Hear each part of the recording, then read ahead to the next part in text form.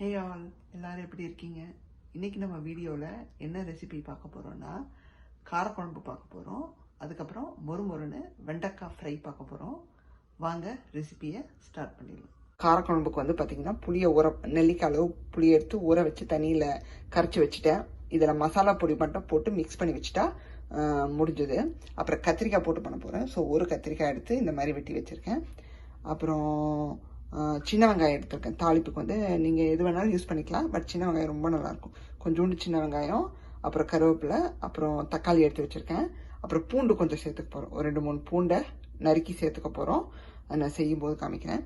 அப்புறம் இந்த காரக்குழம்புக்கு இவ்வளோ தான். அண்ட் வெண்டைக்காய் ஃப்ரைக்கு வந்து பார்த்திங்கன்னா, வெண்டைக்காயை வாஷ் பண்ணிவிட்டு தண்ணி எல்லாத்தையும் சுத்தமாக எடுத்துட்டு இந்த மாதிரி ட்ரையாக வச்சுக்கிட்டு அதை வந்து இந்த நீளமாக இந்த மாதிரி கட் பண்ணி வச்சுக்கோங்க. ஸோ நம்ம செய்யும்போது இதில் மசாலா போட்டு பரட்டி நம்ம ஃப்ரை பண்ணி எடுத்துட போகிறோம். ஸோ இந்த மாதிரி நீல வாக்கில் கட் பண்ணி ரெடியாக வச்சுக்கோங்க. இப்போது காரக்குழம்பு நம்ம ஃபஸ்ட்டு செஞ்சிடலாம். ரெசிபியை ஸ்டார்ட் பண்ணுறதுக்கு முன்னாடி புளியில் வந்து அந்த புளிக்கரசலில் வந்து நம்ம பவுடர்ஸ் எல்லாம் சேர்த்து மிக்ஸ் பண்ணி வச்சுக்கலாங்க. அதுக்கு வந்து நான் இங்கே எல்லாம் எடுத்து வச்சுட்டேன் ரெடியாக. ஸோ ஃபஸ்ட்டு வந்து உப்பு சேர்த்துக்கலாம். இந்த ரெசிபிக்கு தேவையான அளவு உப்பு, தேவையான அளவு மிளகாத்தூள், அப்புறம் குழம்புத்தூள் கொஞ்சம்,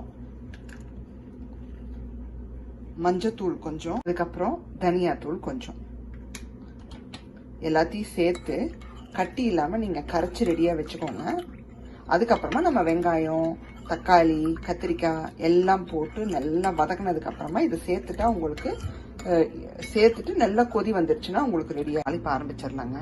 நான் வந்து ஒரு பேன் வச்சு அதில் தேவையான அளவு நல்லெண்ணெய் விட்டுருக்கேன். இப்போ இதில் நம்ம கடுகு சேர்த்துக்கலாம், உளுத்தம்பருப்பு கொஞ்சம், அப்போ வெந்தயம் கொஞ்சம்,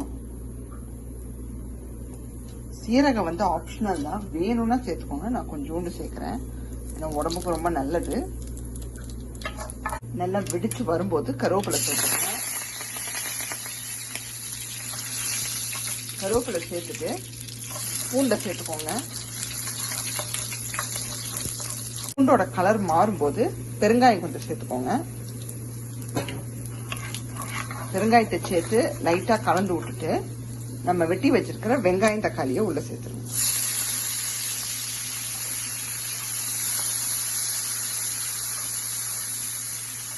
நமக்கு வெங்காயம் தக்காளி நல்லா வதங்கி வந்தா போதும். பாத்தீங்கன்னா நமக்கு வெங்காயம் தக்காளி நல்லா வதங்கி வந்துருச்சு. தக்காளி எல்லாம் மசீர அளவுக்கு வதங்கிடுச்சு. இப்போ இதுல நம்ம வெட்டி வச்சிருக்கிற கத்திரிக்காயை போட்டுருங்க. ஃபர்ஸ்ட் காயை போட்டு நல்லா வந்து ஒரு நிமிஷத்துக்கு நல்லா சோட்டை பண்ணி எடுத்துக்கோங்க. அப்பதான் வந்து காய் வந்து டக்குன்னு வெந்துடும், டைம் எடுத்துக்காது. நீங்க கத்திரிக்காய் போட்டாலும் சரி, முருங்கைக்காய் போட்டாலும் சரி, எது போட்டாலும் ஃபர்ஸ்ட் காயை போட்டு நல்லா இந்த வெங்காயம் தக்காளியோட சோட்டை பண்ணிட்டு அதுக்கப்புறமா நீங்க புளிக்கரைசலை விடுங்க. ஸோ குயிக்காக உங்களுக்கு குக் ஆயிரும்.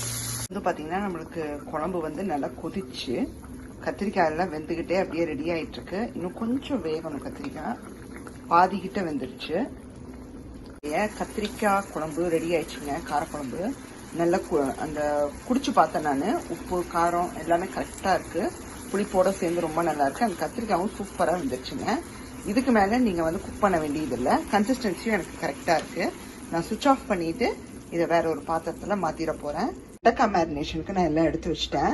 கொஞ்சோண்டு இஞ்சி பூண்டு விழுது எடுத்து வச்சுருக்கேன், ஒரு 1/4 ஸ்பூனுக்கு. உப்பு தேவையான அளவு, மஞ்சத்தூள், சீரகத்தூள் கொஞ்சோண்டு ஒரு 1/4 ஸ்பூனுக்கு எடுத்திருக்கேன். அப்புறம் மிளகாத்தூள் உங்கள் காரத்துக்கு ஏற்ப சேர்த்துக்கோங்க. அப்புறம் தனியாத்தூள் ஒரு 1/2 ஸ்பூனுக்கு எடுத்திருக்கேன். அப்புறம் அரிசி மாவு 2 டேபிள் ஸ்பூனுக்கு எடுத்திருக்கேன். கடலை மாவு 3 டேபிள் ஸ்பூன். ஏன்னா இது கிறிஸ்பிக்காக தான் சேர்க்குறோம், கடலை மாவு பைண்டிங்காக சேர்க்குறோம், அதனால இது கொஞ்சம் அதிகமாக எடுத்துக்கோங்க.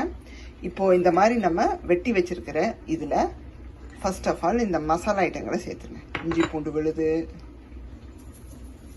உப்பு, அப்புறம் மஞ்சத்தூள், சீரகத்தூள், அப்புறம் தனியாத்தூள், மிளகாத்தூள். இது கூட இப்போ நம்ம அரிசி மாவு சேர்த்துக்கிறோம். அதுக்கப்புறமா கடலை மாவு. ஃபஸ்ட்டு நம்ம சேர்த்த எல்லா பவுடர்ஸையும் ட்ரையாக இப்படி கலந்துக்கோங்க. அதுக்கப்புறமா தண்ணியை தெளித்து பிசைஞ்சுக்கலாம்.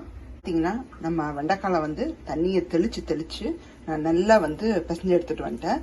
ரொம்பவும் நீங்கள் தண்ணி சேர்த்துடக்கூடாது, அப்புறம் உங்களுக்கு ஒட்டாமல் போயிடும். ஜஸ்ட்டு தண்ணியை தெளித்து உங்களுக்கு அந்த ஒட்டுற பதத்துக்கு இந்த மாதிரி நல்லா வந்து பரட்டி ஒரு 10 நிமிஷம் இதை ரெஸ்டிங்க்கு விட்டுருங்க. நம்ம வெண்டைக்காய் ஃப்ரை பண்ணுறதுக்கு எண்ணெய் வச்சுருக்கேன். எண்ணெய் நல்லா சூடாயிடணும். சூடான பிறகு மீடியம் ஃப்ளேமில் வச்சுருங்க. வச்சுட்டு நீங்கள் ஒன்றா போட்டாலும் சரி, இல்லை கையில் எடுத்து இப்படி உதிரியாக நீங்கள் விட்டாலும் சரி, உங்கள் பேனில் எந்த அளவுக்கு இடம் இருக்கோ அந்த அளவுக்கு போட்டுக்கோங்க. ரொம்ப நெருக்கடியாக மட்டும் போடணும். ஒரு சைடு நல்லா வெந்து வரட்டுங்க. அதுக்கப்புறம் நம்ம திருப்பிடலாம். நமக்கு ஒன்றுக்கு ஒன்று ஒட்டவே இல்லை. எவ்வளோ அழகாக ஃப்ரை ஆகிட்டு இருக்க பாருங்க. அதுக்கு தான் சொன்னது, அந்த ஈரத்தன்மை இல்லாமல் நம்ம மசாலாவை பரட்டும் போது ஈரத்தன்மை இருக்கக்கூடாது. ஸோ நல்லா வந்து ரோஸ்டாக ஆகட்டும், நம்ம எடுத்துடலாம். வெண்டைக்காய் வந்து சூப்பராக ரோஸ்ட் ஆயிடுச்சுங்க. நல்லா கலர் பாருங்கள் எவ்வளோ அழகாக ரீச் ஆகிருக்குன்னு. ஸ்லோ ஃப்ளேமில் வச்சே பண்ணுங்கள். நல்லா ஆனதுக்கப்புறமா சுத்தமாக எண்ணெயே இருக்கக்கூடாதுங்க. இப்படி வடித்து, நான் எப்பவும் சொல்கிறது தான், பக்கத்தில் ஒரு டிஷ்யூ பேப்பரை ரெடியாக வச்சுருங்க. அதில் வந்து நம்ம எடுத்து வச்சிடலாம். ஸோ அதே மாதிரி தான் உள்ளே எந்த அளவுக்கு இடம் இருக்கும். நீங்கள் வந்து எல்லாத்தையும் போடணும்னு அவசியம் இல்லை. மிச்சம் இருந்தால் கொஞ்சம் எடுத்து கூட வச்சிடலாம். நீங்கள் நெக்ஸ்ட் டே கூட நீங்கள் ஃப்ரிட்ஜில் இருந்து எடுத்து யூஸ் பண்ணிக்கலாம். ஸ்டிக் ஆயிடுச்சு. ஸோ வெண்டைக்காய் பிடிக்காதவங்க கூட இந்த மாதிரி பண்ணி கொடுங்க, சாப்பிடுவாங்க. பார்த்தீங்கன்னா நமக்கு செகண்ட் ரவுண்டு போட்டதும் நல்லா வந்து ரெடி ஆயிடுச்சு. இப்போது அதே போல் தான் எண்ணெயை நல்லா வடிச்சிட்டு டிஷ்யூ பேப்பரில் வச்சுருங்க. இங்கே பார்த்தீங்கன்னா ஃபஸ்ட் ரவுண்ட் காலி. ஸோ இதே மாதிரி தான் நீங்களும் வீட்டில் பண்ணி பாருங்கள். ஸோ செய்ய காலி ஆயிரும். நல்லா கிறிஸ்பியாக இருந்துச்சு. சாப்பிட்டு பார்த்தோம், சூப்பராக இருந்துச்சு பாருங்கள். இன்றைக்கான ரெசிபி பார்த்துருப்பீங்க. கண்டிப்பாக வீட்டில் பண்ணி பாருங்கள். இந்த வீடியோ உங்களுக்கு பிடிச்சிருந்தா லைக் பண்ணுங்கள், ஷேர் பண்ணுங்கள்.